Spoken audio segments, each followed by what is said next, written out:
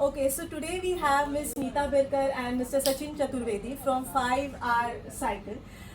And वो आज हमें बताएंगे द इम्पोर्टेंस ऑफ रिसाइकलिंग. हम घर पे क्या क्या चीज़ों को रिसाइकिल करने के लिए दे सकते हैं और उसका benefit as a whole to our earth and globe क्या है. सो जैसे मैं अभी बात करी थी कि घर के लेवल पे यूजुअली हम कहते हैं कि वेट और ड्राई वेस्ट सेग्रीगेट करें. तो आपके हिसाब से I mean what it has to be, I mean how it should be done at the source. So basically, the municipal corporation law states that आपके घर में 3 बिन होने चाहिए, नहीं कि 2. Okay. So we always say गीला एंड सूखा, but उसमें होता है गीला, सूखा एंड रिजेक्टेड, विषारी, हजार्डस, जो भी आप बोल सकते हैं. अच्छा. 3 बिन सिस्टम होना चाहिए, बट आइडियली अभी 2 ही प्रैक्टिस हो रहा है, लेकिन वो भी इतना एफिशिएंटली नहीं है. Right. Because it's more of कि ड्राई, मतलब कुछ भी ड्राई करके पीपल को लगा कि ये ड्राई है तो वो डाल देते हाँ हैं, जी. लेकिन ऐसा नहीं है. It should B clean so that आगे के जो लोग हैं वो प्रॉपरली हैंडल कर सके. सो 3 बिन सिस्टम होना चाहिए, but even 2 is fine to start with. तो आप पहले एक ड्राई वेस्ट अपने घर पे रख सकते हैं, जिसमें आप प्लास्टिक, पेपर, मेटल, ग्लास, ई वेस्ट है या थर्माकोल है, कुछ भी ये सारी चीज़ें एक इसमें डेडिकेटेड बिन, बैग, कार्टन बॉक्स, कुछ भी जो घर पे वो रीयूज़ करो. बट एक ही उसमें कंडीशन है, आप उसको क्लीन रखो. Okay. वरना वो it will not stay for that long. Okay. So and then obviously organic waste का आप घर पे कंपोस्ट बना सकते हैं. और जो बचा हुआ होता है, जो रिजेक्टेड वेस्ट होता है, जिसमें सैनिटरी नैपकिन्स है या ब्लड स्टेन कॉटन्स है, सिरिंजेस है, एनीथिंग दैट इज हजार्डस, जो लेटर सप्लाई चेन को इफेक्ट कर सकता है, वो चीज़ें अभी के लिए आप म्युनिसिपल कॉर्पोरेशन को दे सकते हैं. जैसे मिस्टर सचिन बता रहे थे कि ये भी नहीं हो पा रहा. मतलब हम देखते हैं कि right, if we talk from my home also, कई बार पता नहीं होता वेट क्या है, ड्राई क्या है. तो जैसे आप बता रहे थे वो भी ना करें. हाँ, जैसे मैं बता रहा था लोगों को कि मतलब जनरली हम जब जाते हैं, लोगों से बात करते हैं, तो उनको ये बोलते हैं कि ड्राई वेस्ट और वेट वेस्ट हम ही, जो ड्राई वेस्ट है उसको हम ही वेट वेस्ट बनाते हैं, वरना वो वेट वेस्ट हो ना. क्योंकि एक ही 2 चीज़ ऐसी है जो वेट वेस्ट के अंडर आती है. जैसे कि हमारा जो घर पे खाना बनता है, कुछ खाना वेस्ट हो गया तो वो वेट वेस्ट में आता है. बट जैसे जो खाने का डब्बा है, जैसे स्विगी जोमेटो से जो कंटेनर आया, फॉर एग्जांपल हमने बाहर से दूध की थैली जो आई, अगर उसको हमने प्रॉपरली वॉश नहीं किया और उसको हमने डाल दिया, तो अगर वो गीला रहेगा तो वेट वेस्ट में आ जाएगा. तो हमें ये प्रैक्टिस करनी चाहिए कि जो भी आता है फूड आइटम्स, जो भी, चाहे जो भी फूड आइटम्स हो या ऑयल का जो हमारे घर पे पाउचेज आता है, खैर डब्बा, घी एक्सेट्रा, हाँ, वो उन सब चीज़ों को हमें थोड़ा क्लीन करके और उसको तब अलग करना चाहिए, जिससे कि ड्राई वेस्ट और वेट वेस्ट अलग हो जाए. हाँ जी. मतलब जैसे आपने कहा कि वही आप लोगों को ज़्यादा से ज़्यादा लोगों तक ये मैसेज पहुंचाने की कोशिश कर रहे हैं कि भले हम ड्राई वेस्ट और वेट वेस्ट अलग सेग्रीगेट ना भी करें, पर ये भी ध्यान दें कि जो भी कचरे में डाल रहे हैं, हाँ. वो जो कंटेनर्स है या प्लास्टिक बैग्स है, मिल्क बैग है, वो अगर वॉश करके भी डालें तो आगे जाके जैसे आप जैसे जो एनजीओज है या जहाँ पे भी रिसाइकल हो रहा है, जो सेग्रीगेट कर रहे हैं, उनके लिए थोड़ा बहुत आसान हो जाए. और शायद वो मैसेज आपका लोगों तक पहुंच रहा है, इसीलिए आज मैं आपके यहाँ सेंटर पे बैठी हूँ. और I think there is no smell, there is no rotten smell और you know any kind of discomfort which is happening. और मुझे लगता है ये बहुत जरूरी है, क्योंकि जो लोग यहाँ पे काम कर रहे हैं, हाँ, जो लोग बेस पे सेग्रीगेट कर रहे हैं, जो लोग इकट्ठे जो भी वेस्ट आ रहा है उसको अलग अलग कर रहे हैं, उनके लिए भी ये बहुत ज़्यादा ज़रूरी है. नहीं तो मेरे को लगता है ये लेवल पे फिर कोई काम करना ही नहीं चाहेगा. एग्जैक्टली यही हमारा पॉइंट है. और मैं लोगों से सब लोगों से यही बोलने की कोशिश करता हूँ कि प्लीज़ आप लोग नहीं मत बनाइए अलग अलग dustbin.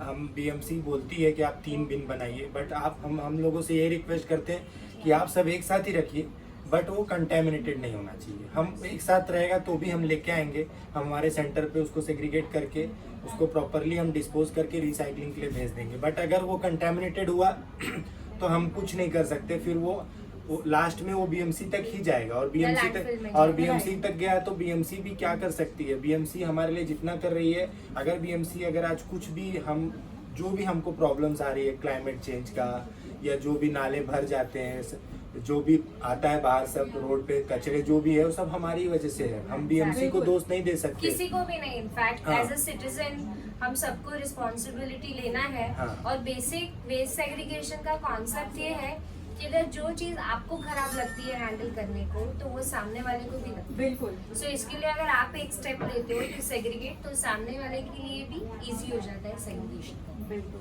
So this is one point which I think we all should be taking care के अलग अलग बिन्स अगर ना भी हो पाए, जिनसे हो पा रहा है वेल एंड गुड, ना भी हो पा रहा है पर जैसे मिस्टर सचिन ने कहा कि जो भी आप डाल रहे हैं सोच समझ के डाले कि आगे जाके भी कोई ना कोई वो हैंडल करने वाला है और अगर उसका राइट यूसेज होना चाहिए तो हमें वो राइट तरीके से ही बिन में डालना चाहिए। एग्जैक्टली।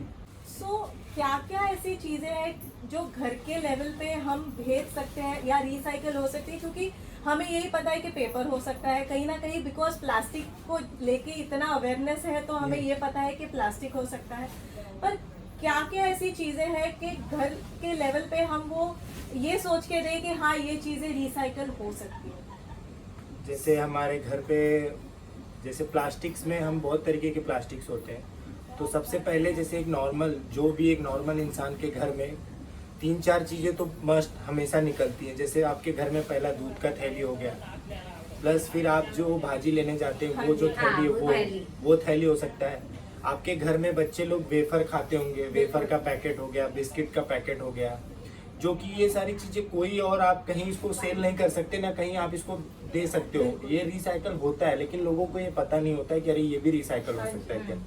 तो ये सब चीज़ें हैं। और फिर हमारे यहाँ पे जैसे स्विगी जोमेटो से जो कंटेनर्स में फूड आते हैं वो कंटेनर्स हो गए, बट वो क्लीन करके ही रखना है तभी वो रिसाइकल हो सकता है, अदरवाइज वो रिसाइकिल नहीं हो सकता। क्योंकि और जो कंटेमिनेटेड जो भी प्लास्टिक्स होता है अगर उसको हम जो थोड़ा क्लीन रहेगा अगर उसमें दोनों को साथ में डाल देते हैं अगर तो वो एक की वजह से पूरा भी खराब हो सकता है। फिर उसके अलावा लाइक मेडिसिन स्ट्रिप्स होता है, बबल रैप है, कुछ भी ई कॉमर्स पैकेजिंग से जो भी प्लास्टिक आता है ये प्लास्टिक का कैटेगरी उसने बताया। फिर उसके बाद शैम्पू बॉटल्स है, ऑयल कंटेनर्स है, टॉयज है, बहुत सारा मिसलेनियस प्लास्टिक का आर्टिकल्स हमारे घर में रीजनरेट होता है, तो वो प्लास्टिक का ब्रॉडर कैटेगरी में आ गया। फिर उसके अलावा आप पेपर में न्यूज़पेपर, कार्टन्स, बुक्स और पेपर बैग्स या पेपर पैकेजिंग, फिर मेटल में कुछ भी मेटल फिटिंग्स, मेटल का जो भी डिवाइस आपके घर पे रहेगा वो, और ग्लास। तो ये 4 categories broad actually dry waste के अंदर आता है। ये सब आप उसमें डाल सकते हैं। तो ये चीजें जब आपके पास आती है तो इसको अलग अलग तरीके से जाके ये फिर रिसाइकल होता है। तो जैसे आप एक लेवल ऑफ सेग्रीगेशन करके देते हो, बिल्कुल, हम लोग उसको अराउंड 25 कैटेगरीज में और सॉर्ट। ओके। और जैसे आपने पहले कहा था, आई थिंक अगर हम ये सही तरीके से क्लीन करके अगर नहीं डालेंगे तो जब तक आपके पास आता है वो 50% इज अ वेस्ट। या कंटेमिनेशन की वजह से, जैसे मैंने आपसे बात किया था, रिसोर्स रिकवरी डिफिकल्ट। बिल्कुल। तो अगर जो यूज हो सकता था वो भी नहीं है, तो अगर हमें चाहिए कि हम जो भेज रहे हो सही तरीके से रिसाइकल हो या उसका सही तरीके से सही में हमारे ग्लोब को या अर्थ को फायदा हो, तो हमें वो सही तरीके से अगर हम वॉश करके डालेंगे तो भी होगा। ये तो बातें हो गई कि क्या क्या सेग्रीगेट हो सकता है और कैसे कर सकते हैं, बट ये जो चीज़ें आते हैं लोगों को बहुत ये कंफ्यूजन होता है। तो आने के बाद एग्जैक्टली ये चीज़ों का कैसे यूज़ होता है और रिसाइकल मतलब एग्जैक्टली क्या बनता है उससे या किस चीज़ के लिए वो यूज़ होता है, तो उसके बारे में आप थोड़ा बहुत अगर बताएंगे तो। श्योर। सो पहले जो भी प्लास्टिक्स हम लोग सेग्रीगेट करते हैं उससे 2-3 प्रोसेसेस है। सो रिसाइकलिंग में 3 प्रोसेस होती है, एक तो अपसाइकलिंग, रिसाइकलिंग और डाउनसाइकलिंग। अपसाइकलिंग जिसको आप बेस्ट आउट ऑफ वेस्ट बोल सकते हैं या मराठी में टाकाऊ बसून टिकाऊ, वैसे तो वैसी चीज़ें पीपल कैन डू। तो जैसे ये प्लांटर है, so which is made out of जो रैपर्स होते हैं, गिफ्ट रैपिंग पेपर्स है, या फिर आपका जो भी फ्लेक्सिबल प्लास्टिक आता है, थैली आती है, उससे सब वीव मतलब करके जो भाजी वाले देते हैं। हाँ, वो फिर कुछ भी जो केमिस्ट के पास से भी आपको बहुत सारा ऐसा एलडी का प्लास्टिक वगैरह मिलता होगा, उसको वीव करके ये बनाया गया है। ओके। पर इसमें अपसाइक्लिंग में कैसा होता है कि उससे वैल्यू बढ़ती है वेस्ट की, और उसमें कोई हीट प्रोसेस प्रेशर प्रोसेस नहीं होता है, सब मैकेनिकली वो लोग करते हैं। ओके दूसरा चीज़ है कि आप प्लास्टिक को मेल्ट कर सकते हैं, हीट करो या प्रेशराइज करो, और उसके बाद आप उसका ग्रैन्यूल्स बनाते हैं, उसको दाना बोलते हैं, पेलेट्स बोलते हैं, और उससे आप ऐसे आर्टिकल्स बना सकते हैं जैसे ये खुशबू। ओके मतलब ये चीज ये हुई कि उसी में से थोड़ा बहुत चेंजेस करके नई चीज बनानी है, हाँ। और ये चीज ऐसी है कि जो पूरा Melt किया और ऑल हाँ। टुगेदर एक नई चीज बना दी एग्जैक्टली। उससे। और फिर तीसरा चीज़ है कि आप उसको डाउन साइकिल कर सकते हैं, जैसे बहुत सारे लोगों को पता है प्लास्टिक से रोड्स बनता है, प्लास्टिक से फ्यूल बनता है, इसको डाउन साइकिलिंग बोलते हैं। Okay. अब ऑब्वियसली वो सैम्पल्स अभी हमारे पास नहीं है, हाँ लेकिन जी। ये भी उसका एक एग्जाम्पल्स। तो ये Okay. प्लास्टिक से, पेपर, मेटल और ग्लास का तो ऑब्वियसली वापस पेपर, ग्लास और मेटल की Right, चीज़ें बनते हैं। right. बाकी जो बाकी चीज़ें मैं आपको बताना चाहूँगा कि थर्मोकॉल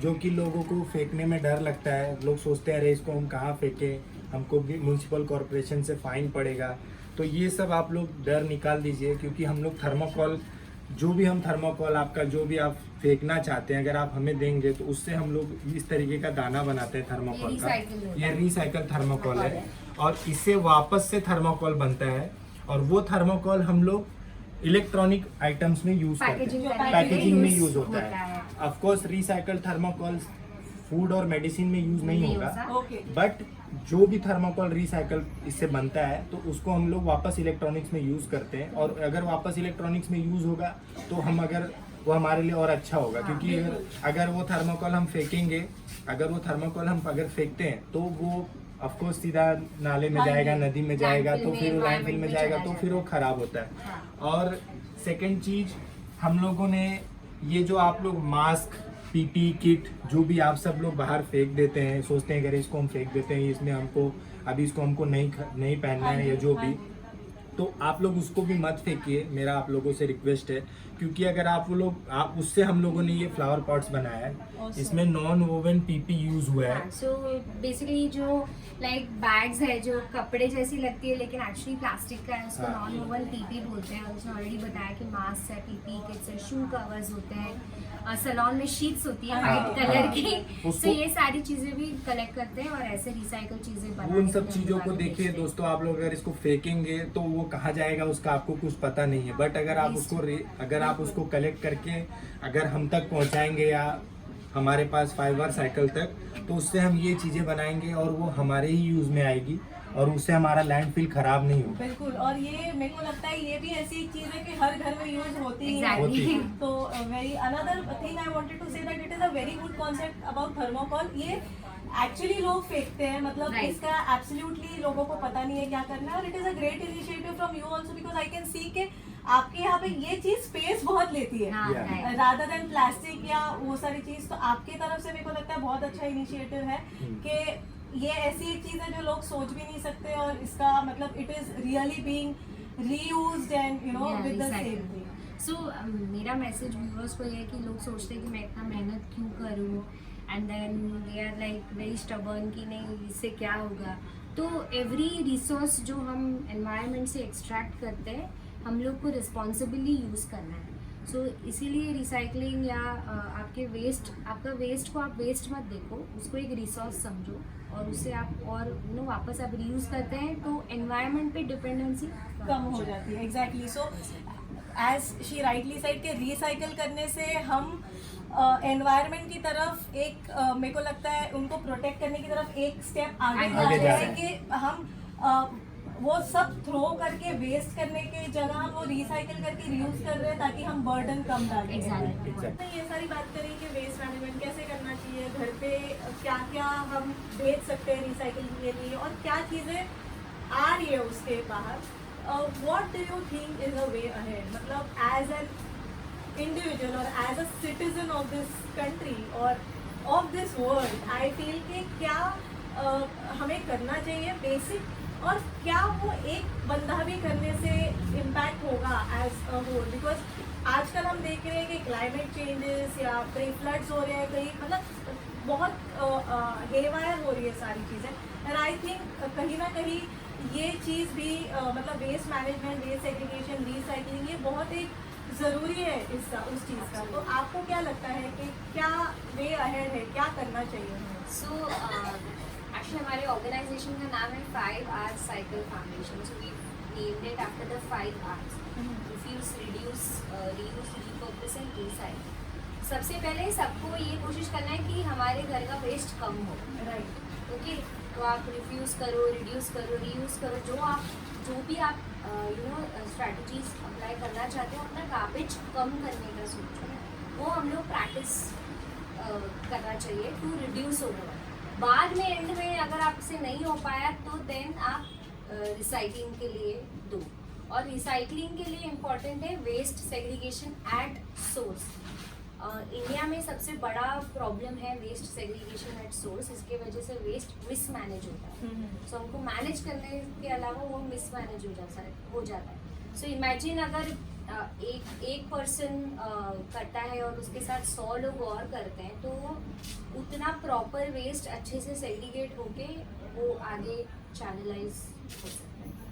बिल्कुल, जैसे इन्होंने भी बोला एक जन, मतलब आपका जो सवाल था रश्मि जी, मैं ये बोलना चाहूँगा जैसे अगर एक इंडिविजुअल ने स्टार्ट किया घर में, तो वो एक इंडिविजुअल चाहेगा तो अपने घर में, अगर उसके घर में सपोज 5 फैमिली मेंबर है, तो उसको हो सकता है कि 5 में से कोई 2 ही उसे सपोर्ट करे.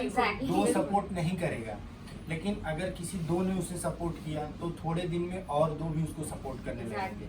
और फिर जैसे वो 5 लोग की फैमिली है, वो 5 लोग बाहर जाते होंगे, वो 10 लोगों से कनेक्टेड है, तो 5 × 10 करेंगे तो 50 लोग हो गए, फिर वो 10 और 50. तो ऐसे करके एक आदमी कितना चेंजेस ला सकता है ये आप लोग तो सब जानते हैं, क्योंकि इनफैक्ट बूंद बूंद से ही सागर भरता है. तो अगर एक कोई इंसान शुरू करता है मेरे हिसाब से, तो वो बहुत बड़ा इनिशिएटिव है, क्योंकि एक आदमी बहुत बड़ा डिफरेंस ला सकता है. अगर उसने शुरू किया तो मुझे लगता है वो अपने पहला उसका मेन मोटिव ये होना चाहिए कि उसे पहले अपने फैमिली मेंबर्स को, सारे फैमिली मेंबर्स को उसे कन्विंस करना है. फिर फैमिली मेंबर्स जब सारे कन्विंस हो जाएंगे तो ऑटोमेटिकली जो फैमिली मेंबर्स बाहर जाते हैं तो उनका काम है कि वो अपने फ्रेंड्स को कन्विंस करें. अपने फ्रेंड्स को कन्विंस करने के बाद आप अपने सोसाइटी को कन्विंस करें, क्योंकि आप अपने फ्रेंड्स को कन्विंस कर लिए तो आपका समझ लीजिए दूसरा लेवल आपने क्रॉस कर लिया. फिर 3rd लेवल आप सोसाइटी को कन्विंस करिए, फिर उसके बाद सोसाइटी कन्विंस हो गई तो फिर अपना पूरा कंट्री. जैसे वो चेन सिस्टम, चेन होना चाहिए. मतलब मेरे को लगता है ऐसे सोचना नहीं चाहिए कि मैं अकेला कुछ नहीं कर सकता. मैंने कचरा नहीं फेंका तो मतलब कुछ नहीं होता, इतने लोग नहीं कर रहे. हाँ, exactly. You have to set an example first, yourself, family, and then expect it from the society. और सबसे इम्पोर्टेंट है कि आप ये भी मत सोचिए कि मैं अकेला क्या कर सकता हूँ. बिल्कुल. ये आप अगर ऐसा सोच रहे हैं तो आप गलत सोच रहे हैं. आप अकेले बहुत कुछ कर सकते हो. एक इंडिविजुअल बहुत कुछ कर सकता है, क्योंकि वो ही सारा चेंजेस लाता है. बिल्कुल. तो ऐसा कभी नहीं सोचना चाहिए कि एक मेरे करने से क्या हो जाएगा और एक मैं क्या कर सकता हूँ. सबसे पहले ये 2 चीजें अपने दिमाग से सभी लोग निकाल देंगे तो शायद अपना एनवायरनमेंट अच्छा हो जाएगा. I mean as a citizen, as a responsible citizen, अगर हम खुद सोचे कि ये करना है और फिर धीरे धीरे फैमिली और फिर फ्रेंड्स और सोसाइटी की तरफ जाए, तो मुझे लगता है धीरे धीरे as she rightly mention chain system के थ्रू ये हो सकता है. And waste segregation is a habit. It's a habit change, और कुछ भी नहीं है उसमें rocket science. It's more of a habit change. Just आपको अभी अपने दिमाग में 3 डस्टबिन लाने हैं इंस्टेड ऑफ 1 डस्टबिन. और ये जो प्रैक्टिस है not only to your house, but आप कहीं ट्रैवल करते हैं, आपके ऑफिस में या कहीं पे भी आप जाते हैं, आप एंश्योर करें कि ये सब जगह प्रैक्टिस हो आपके अपने कैपेसिटी में, आप जितना कर सकते हैं. और एक और मैसेज है कि ऐसे बहुत सारे लोग काम कर रहे हैं इस इनिशिएटिव पे. ऑब्वियसली एज अ ऑर्गेनाइजेशन हम सब तक नहीं पहुंच पाते, तो आप अपना लोकल साइकिलर ढूंढिए और उनके साथ उनको क्वेश्चंस पूछिए और उनके साथ आप एफर्ट लीजिए, क्योंकि पॉइंट ये नहीं है कि हमारे तक सब कुछ आए. जो लोग भी इसमें पार्टिसिपेट कर रहे हैं आप उनको भी सपोर्ट. मतलब we as a whole, I mean यही हमारा एक मोटिव होना चाहिए कि that we have to take a step ahead to protect our environment. I mean they may not necessarily always possible नहीं हो पाएगा उनको आप तक आने में या आपको उन तक पहुंचने में, पर अगर मोटिव एक हो तो हम कहीं ना कहीं वो चीज कर ही सकते हैं. सो मुझे ये पूछना है कि वेस्ट मैनेजमेंट या वेस्ट सेग्रीगेशन, हाँ लोगों को पता है, पर बहुत टाइम से हम सुनते आ रहे हैं कि ban on plastic, no plastic, plastic bags नहीं, पर कहीं जाके इतने सालों से वो नहीं हो पा रहा है. आई मीन क्योंकि हर चीज़ हम देखते हैं प्लास्टिक से ही बनती है या प्लास्टिक की ही होती है, और जैसे आपने मुझे कहा कि हाँ मतलब कई चीज़ें ऐसी हैं जो उसी में आ सकती है, उसी में पैक की जा सकती है, तो क्या प्लास्टिक रोकना ही एक सोल्यूशन है या वो पॉसिबल भी है? देखिए रश्मि जी, आपने बहुत अच्छा सवाल पूछा और मैं लोगों से यही बोलना चाहूँगा कि जो लोग अगर ऐसा सोच रहे हैं कि प्लास्टिक बैन करना चाहिए, तो प्लीज़ आप लोग ऐसा मत सोचिए, क्योंकि प्लास्टिक बैन होने से आपका सारा प्रॉब्लम सॉल्व नहीं होने वाला है। क्योंकि प्लास्टिक हमारे लाइफ में बहुत इंपॉर्टेंट पार्ट हो चुका है। क्योंकि अगर प्लास्टिक बैन होगा तो आप दूध कैसे लाएंगे घर पे, आप मेडिसिन कैसे लाएंगे घर पे? मेडिसिन, बहुत सारी मेडिसिन में प्लास्टिक यूज़ हो रहा है और दूध में यूज़ हो रहा है। चलिए आप कपड़ा नहीं ला सकते उसमें, बट आप कभी और बहुत सारी चीज़ें, आपको अगर बाहर से खाना मंगाना है तो वो आप कैसे लाएंगे उसमें? प्लास्टिक तो आपके लाइफ में यूज़ होने ही वाला है और वो इम्पोर्टेंट बहुत पार्ट हो चुका है हमारे लाइफ का। तो हमें ये कोशिश करना है कि उसको बैन करने के बजाय, बात करने के बजाय हमें ये सोचना चाहिए कि हम उसके साथ कैसे एडजस्ट करेंगे, उसके साथ कैसे काम करेंगे कि उसको हम लोग प्रॉपरली डिस्पोज करके रिसाइकल करें, ना कि उसको बैन करने की कोशिश करें या उसको फेंकने की कोशिश हाँ, करें। मतलब जैसे इन्होंने कहा वो प्रैक्टिकली पॉसिबल नहीं है, तो उसके पीछे भागने से अच्छा है हम ये सोचें कि उसको कैसे कम यूज करें या रीयूज करें या कैसे रिसाइकल कर सकते हैं। एक्चुअली डिफरेंस है प्लास्टिक बैन में, there is single use plastic ban and plastic ban, two separate चीज़ है। सिंगल यूज प्लास्टिक बैन का प्रॉब्लम इसलिए आया क्योंकि लोगों ने इररिस्पॉन्सिबली उसको डिस्पोज कर दिया है हर जगह पे, और आज वो ही चीज़ हमको वापस it is biting us back.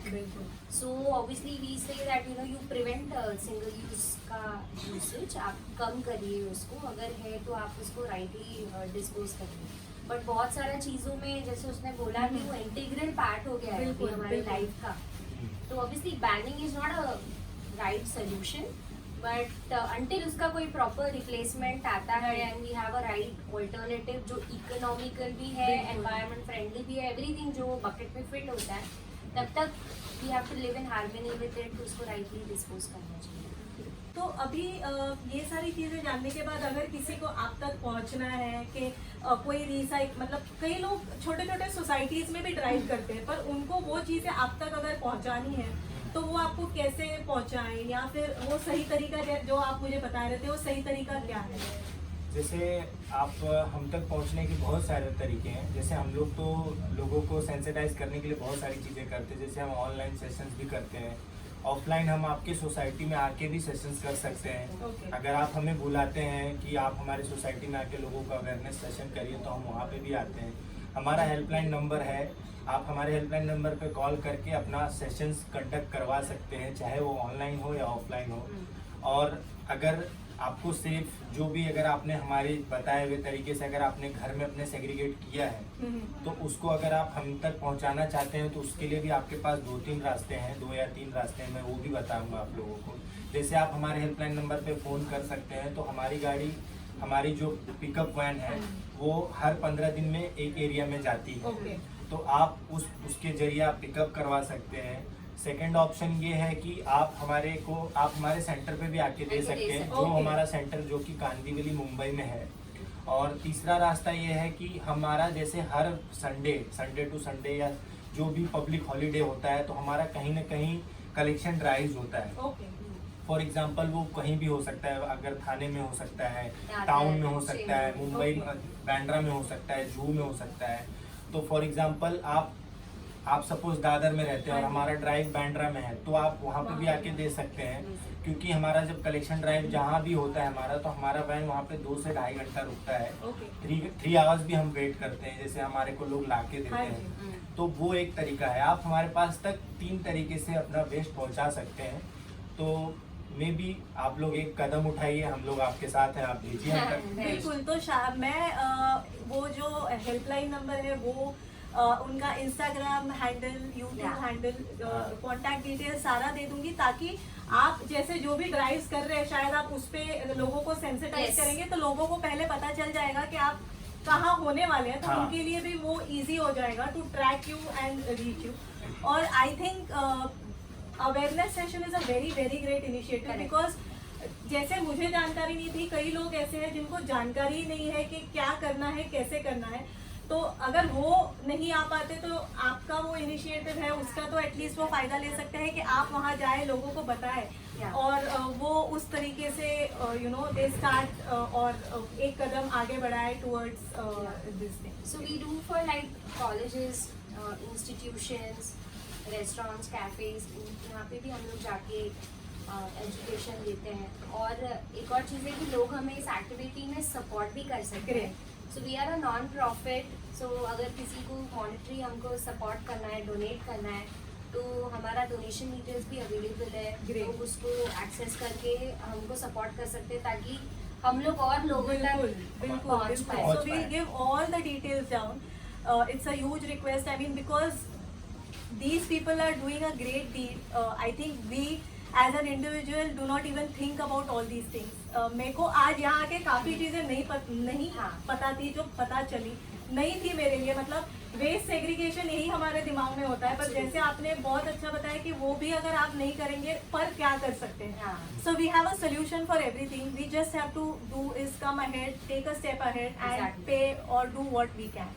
Thank you so much both of you and thank you for showing us around, हमें इम्पोर्टेंस पता कराने के लिए. और I mean I feel really happy and lucky के जो चीज़ें मुझे नहीं पता थी वो मुझे बताने के लिए आए. आई होप यही मैसेज सब तक पहुँचे. अगर ज़रूरत पड़ी, if any one of you all want to keep any sessions, donate for this good cause, awareness sessions रखिए या इन तक पहुँचना चाहे तो इनकी सारी डिटेल्स मैं दे दूँगी. And let's you know be a responsible citizen and take a step ahead towards protecting our environment and our earth as a whole.